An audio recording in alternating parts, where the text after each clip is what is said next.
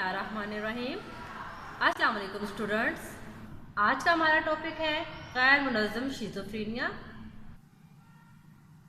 गैर मुनज़्ज़म शिज़ोफ्रेनिया की सबसे पहले हम डेफिनेशन पढ़ लेते हैं, इसका तारुफ, इसका इंट्रोडक्शन क्या है। ये गैर मुनज़्ज़म शिज़ोफ्रेनिया, शिज़ोफ्रेनिया की ये जो किस्म होती है अवाइल उम्री में ही पैदा हो जाती है, यानी कि उसको हम छोटी उम्र में इसकी सिम्टम्स देखने में आती हैं। गैर मुनज़्ज़म शिज़ोफ्रेनिया से शख्सियत में वाज़िया बिगाड़ पैदा होता है। फ़र्द के हिजानी तासुरात बिल्कुल तबाह हो जाते हैं। फ़र्द नामौजू और अहमकाना कह के लगाता रहता है। गैर मुनज़्ज़म शिज़ोफ्रेनिया को पुरानी दर्जाबंदी में हेबिफ्रेनिक का नाम दिया गया था। गैर मुनज़्ज़म शिज़ोफ्रेनिया के मरीज़ का किरदार शुरू से ही अजीब व गरीब होता है। फ़र्द मुबालगा अमेज़ हद तक माकूलियत पसंद होता है। मामूली और छोटी छोटी बातों की हद से ज़्यादा एहतियात करता है। अमूमन मजहबी और फ़लसफ़ाना जो मुबाहिसा होता है उसमें ही उलझा रहता है। जो जो मर्ज़ की शिद्दत बढ़ती है, फ़र्द इमोशनली तौर पर या हिजानी तौर पर लाताल्लुक़ होता चला जा रहा होता है। आगे जब हम इसको देखते हैं तो गैर मुनज़्ज़म गुफ्तगू और गैर मुनज़्ज़म किरदार ज़्यादा देखने में आता है।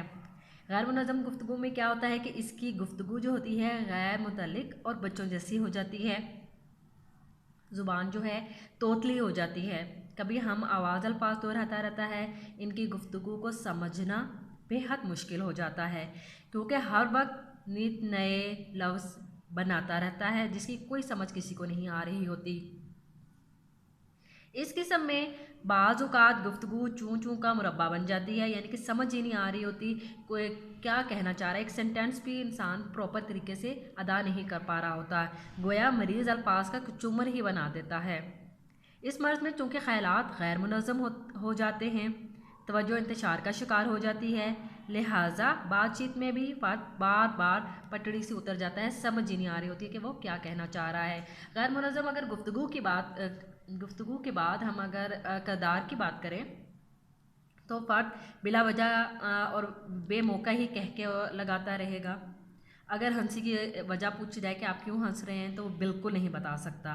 अगर बताने की कोशिश भी करेगा तो बेतुकी वजाहत करेगा। अहमकाना और बचकाना मुस्कुराहट इनके चेहरे पर जो है तारी रहती है। चेहरे के जो अहमकाना तासुरात हैं उसके अलावा ऐसे मरीज़ खुद कलामी भी अक्सर करते हुए पाए जाते हैं।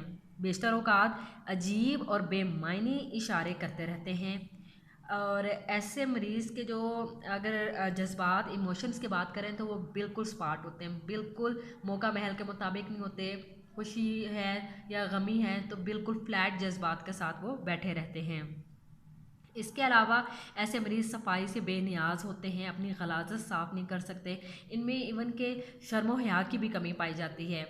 और इनमें जो हैं गलत पुख्ता यकीन जो खप्त होते हैं वो पाए जाते हैं, वहम पाए जाते हैं। ऐसे अफराद में वहाँ में इस तरीके से होते हैं कि ये वहाँ में ज़्यादातर समी होते हैं, यानी कि उन्हें आवाज़ें सुनाई दे रही होती हैं। मरीज़ अमूमन ऐसी आवाज़ें सुनते हैं जो इन्हें लान तान कर रही हों, जैसे जिस्मानी सफाई के ताने दे रही हों या गलीज़ समझ रही हों।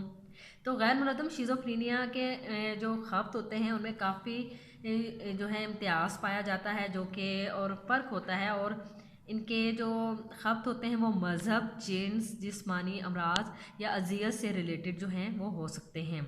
इनके जो खप्त होते हैं वो बदलते रहते हैं। अमूमन ख़याली दुनिया में ही ये लोग खोए रहते हैं। इन्हें वहमों के ज़ेर असर ऐसे मरीज़ कभी कभी जो हैं वो जा रहे हैं या इश्ताल पसंद जो हैं एग्रेसिव पर्सनैलिटी हो जाते हैं, और इस तरीके से इनका जो है हकीकत से राब्ता जो है वो बिल्कुल ख़त्म हो जाता है। ऐसे मरीज़ों में अहमकाना हंसी के अलावा बिला वजह रोने के भी दौरे अक्सर देखने में आते हैं। इवन के जो है मरीज़ की हालत काबिल रहम हो जाती है। इसी सूरत को इन तमाम कंडीशंस को देखते हुए, अलामात को देखते हुए इनको गैर मुनज़्ज़म जो है शिज़ोफ्रेनिया की कैटेगरी कहा गया है, पर वाज़िया इंतशार का जो है शिकार हो जाता है। ये तो हो गया गैर मुनज़्ज़म शिज़ोफ्रेनिया। आगे हम पढ़ते हैं गैर इम्तियाज़ी शिज़ोफ्रेनिया क्या है। गैर इम्तियाज़ी शिज़ोफ्रेनिया की जब हम बात करते हैं तो इसका सबसे पहले हम तारुफ जो है पढ़ लेते हैं ताकि हमें इसकी समझ आ सके। गैर इम्तियाज़ी शिज़ोफ्रेनिया में तमाम जो हैं इकसाम मिली जुली कैफियत में होती हैं, इसीलिए इसको गैर इम्तियाजी कहा जाता है, क्योंकि इसके बीच में हम डिफ्रेंशिएट नहीं कर सक रहे।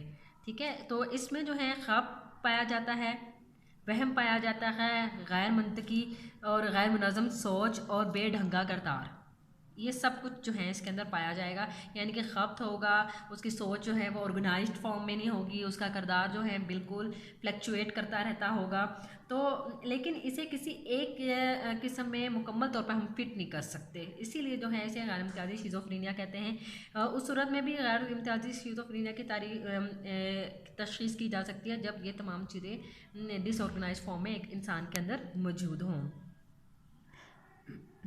जो मरीज़ किसी दर्जा बंदी पर पूरा ना उतरता हो, जैसे कि हमने पीछे तमाम इसकी एग्ज़ाम पढ़ी थी, तो उसे यहाँ फिट कर दिया जाता है इस कैटेगरी में। इस दर्जा बंदी में अलामात का एक सिलसिला पाया जाता है जिसमें बहुत ज़्यादा तग़य्युर पैदा होता है। फ़र्द में बेचैनी, कन्फ्यूजन, हिजानी उतार चढ़ाव, जोश व जज्बा, ख्वाब आमेज़ गुफ्तगू, अफसरदगी, खब्त हवाला, इस किस्म के खब्त जो हैं वो पाए जाते हैं। शिज़ोफ्रेनिया की किस्म जो है वो अचानक नमूदार होती है और इसकी वजह कोई ज़ाहरी सदमा या सानहा हो सकता है। बाज़ औक़ात शिज़ोफ्रेनिया के इर्तिकाई मरहले में ये तशख़ीस की जाती है, मगर कुछ अरसे बाद जो है फ़र्द किसी बाकायदा दर्जा बंदी में शामिल कर दिया जाता है। ये तो हो गया गैर इम्तियाजी शिज़ोफ्रेनिया। आगे हम बात करते हैं बाक़ियात शिज़ोफ्रेनिया की। इसका सबसे पहले इंट्रोडक्शन पढ़ते हैं कि बाक़ियात शिज़ोफ्रेनिया आखिर है क्या। शिज़ोफ्रेनिया की इस तशख़ीस की ज़रूरत वहाँ पेश आएगी जब शिज़ोफ्रेनिया का मरीज़ एक बार सेहतयाब हो चुका हो, मेडिसन लेके, सेशन लेके वो प्रॉपर तौर पर जो है सेहतयाब हो जाता है, इसका इलाज किया जा चुका होता है, लेकिन उसके जो हैं कुछ अरसे बाद वही अलामात दोबारा ज़ाहिर होने शुरू हो जाती हैं। और ये अलामात तब ज़ाहिर होती हैं जब मरीज़ प्रॉपर दवाइयाँ, मेडिसन जो उसको यूज़ करनी पड़ती हैं वो नहीं यूज़ कर रहा होता और वो छोड़ देता है, तो उसको जो है बाक़ियात शिज़ोफ्रेनिया कहते हैं। और फिर उसके बाद जो हैं जब अलामात कुछ ज़ाहिर होती हैं तो वो पाठ जज्बात और अजीब व गरीब किस्म के अकायद के ऊपर मुश्तमिल होती हैं। शिज़ोफ्रेनिया का मरीज़ अगर इलाज करने के बाद भी इन अलामात का जब मुज़ाहिरा करने लगे तो भी इसे बाक़ियात शिज़ोफ्रेनिया का नाम दिया जाता है।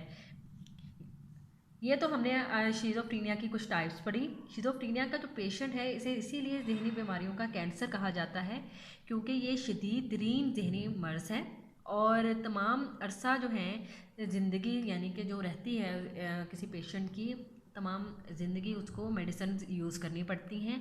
अगर वो मेडिसिन छोड़ देगा तो वो अलामात दोबारा से ज़ाहिर होना शुरू हो जाती हैं, जो कि बाक़ियात शिज़ोफ्रेनिया कहलाया जाता है। आई होप सो स्टूडेंट्स आपको शिज़ोफ्रेनिया का ये टॉपिक इंटरेस्टिंग लगा होगा और ये समझ भी आ गई होंगी तमाम एग्ज़ाम।